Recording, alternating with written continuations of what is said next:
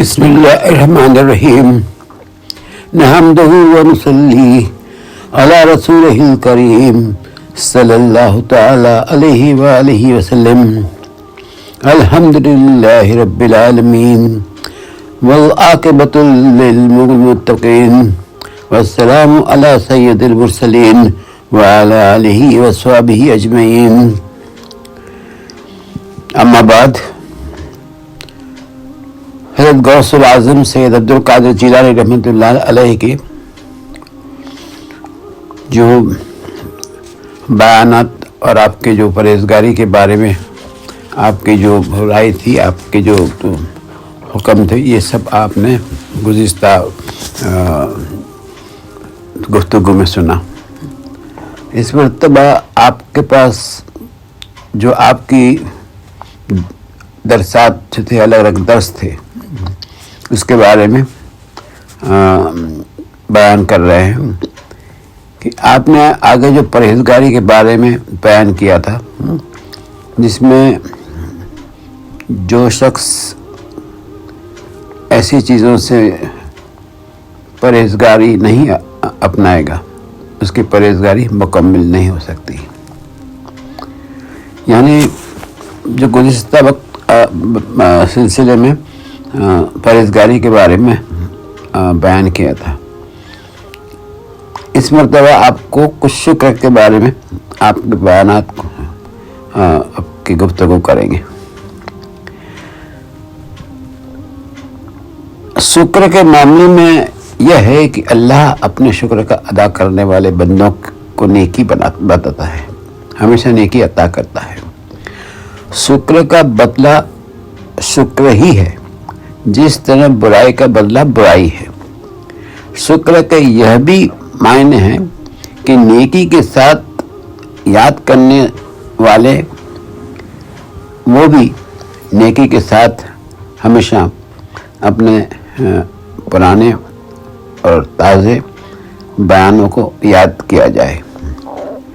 شکر کے بارے میں اللہ تعالیٰ نے فرمایا کہ اگر تم لوگ کچھ کرو گے تو میں تمہاری نعمت بڑھا دوں گا، زیادتی کروں گا۔ یعنی جو شکر کے بارے میں آپ نے بتایا، ایک بندے کی پہچان کے لیے آپ نے ذکر کیا، آپ نے فرمایا کہ یہ احسان بندے کا یہ ہے کہ اپنے پیدا کرنے والے کی عبادت کریں، اور خدا کا احسان وہ ہے کہ اپنے بندے کو نعمت عطا فرمائے۔ بندے کا شکر یہ ہے کہ خدا تعالیٰ کی دی ہوئی نعمتوں کا دل اور زبان سے اقرار کریں۔ جیسے شکر کا بیان ہے، ویسے توبہ کے بارے میں آپ فرماتے ہیں کہ توبہ کا مطلب ہے کہ برے کاموں کو چھوڑ کر توجہ دینا۔ گناہ کے بارے میں یہ جان لینا کہ یہ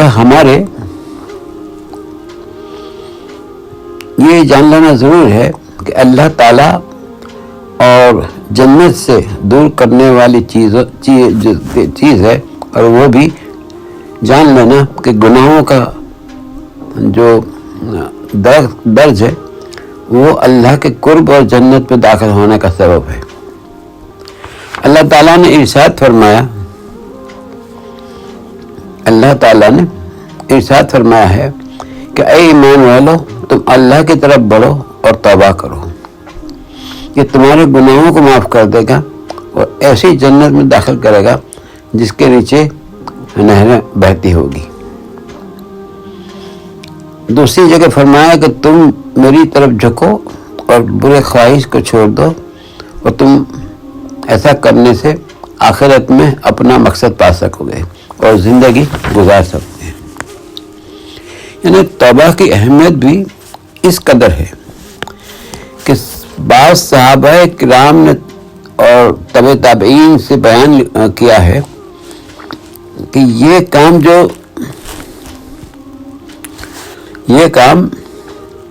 جو تم لوگوں کی نظر میں بال سے بھی زیادہ باریک اور معمولی نظر آتے ہیں، ہم لوگ ان کاموں کو بہت بڑا اہم سمجھتے ہیں۔ کوئی شخص کتنا ہی بزرگ کیوں نہ ہو، तौबा से बेपरवाह नहीं हो सकता, क्योंकि कोई भी इंसान गुनाह से खाली नहीं।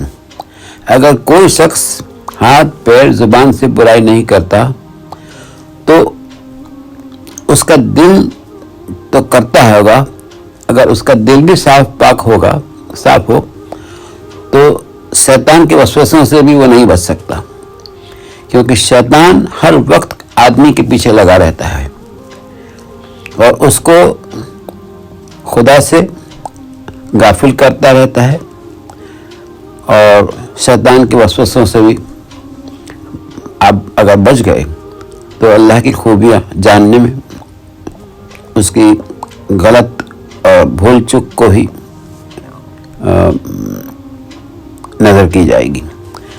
बस हर शख्स हर हालत में तौबा का मोहताज है। तमाम में से बड़े बड़े पैगंबर हो गए, इन्होंने कभी तौबा करने से गाफिल नहीं हुए।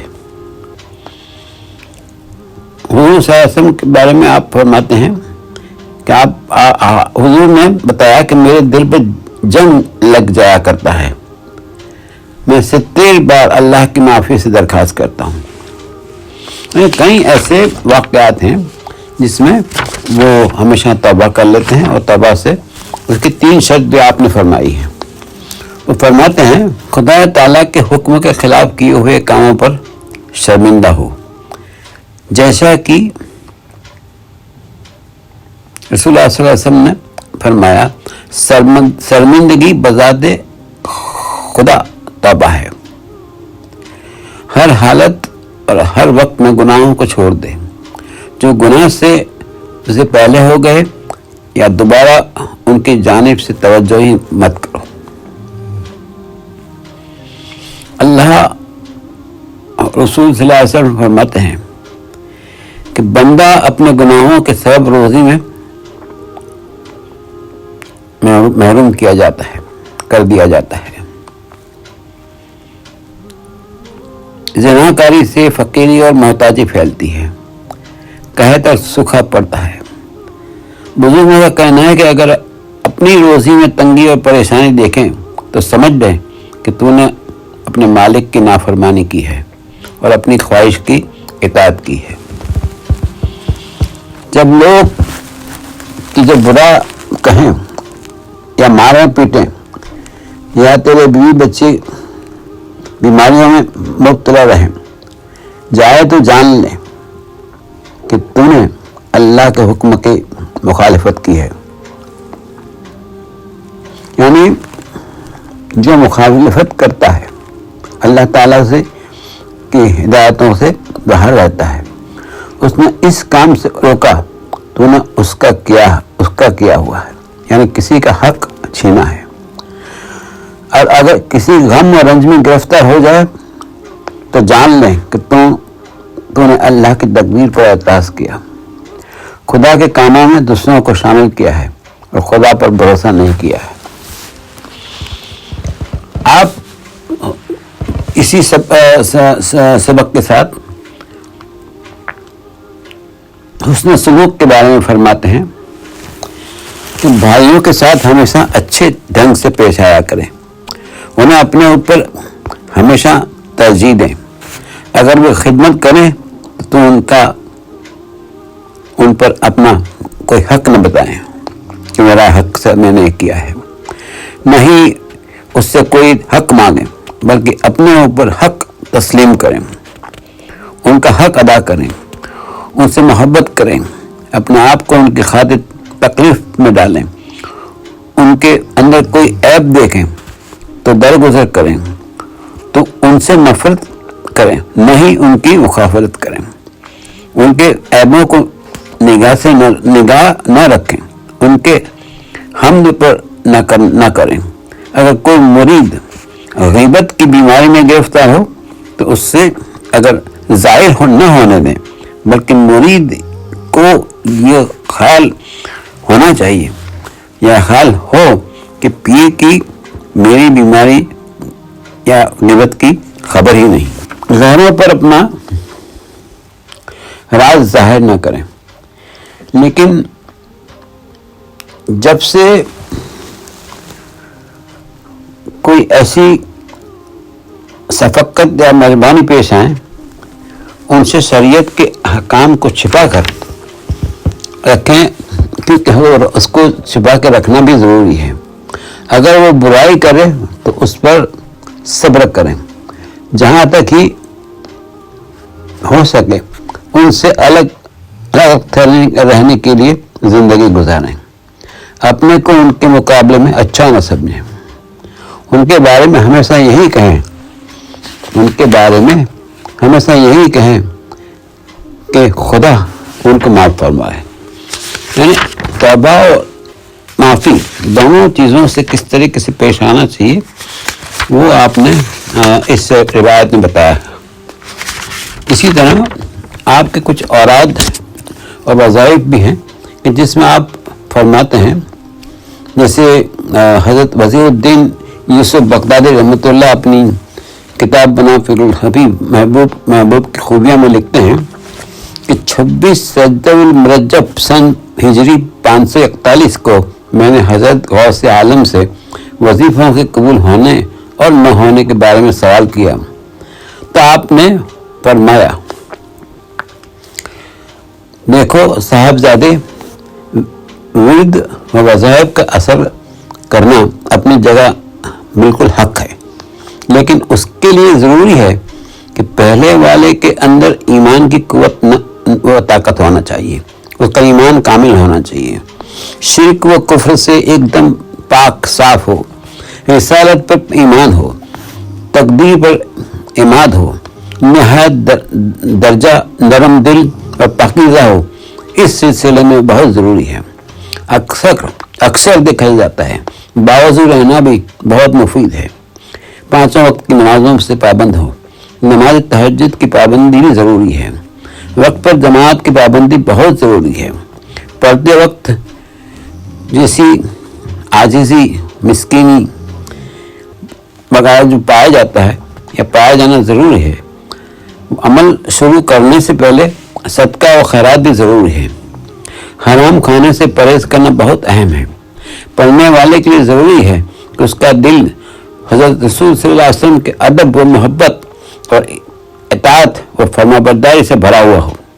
اگر دعا مانگنے والا، غریبوں کا خدمت گزار، معاف کر دینے والا، اپنے پر دوسروں کو ترجیح دینے والا، صبر کرنے والا، سچائی اور امانت داری کو اختیار کرنے والا ہے تو وہ اللہ کی رحمت سے بہت قریب تر ہو جاتا ہے۔ آپ کے اس بیان سے اور کتنے ایسے آپ نے ذکر الگ الگ کتابوں میں الگ الگ درسات میں بتائے ہوئے ہیں۔ ہمیشہ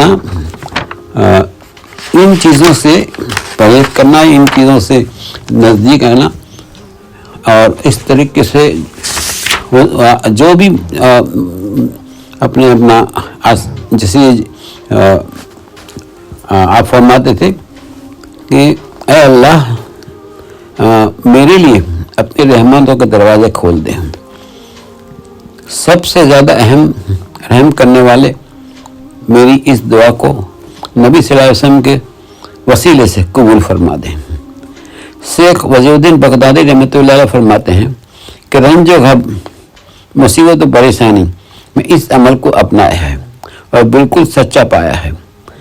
یعنی اس عمل کو اپنے حاصل کرنے سے ہر چیز اپنے طریقے سے اس کو حاصل ہوتی ہے۔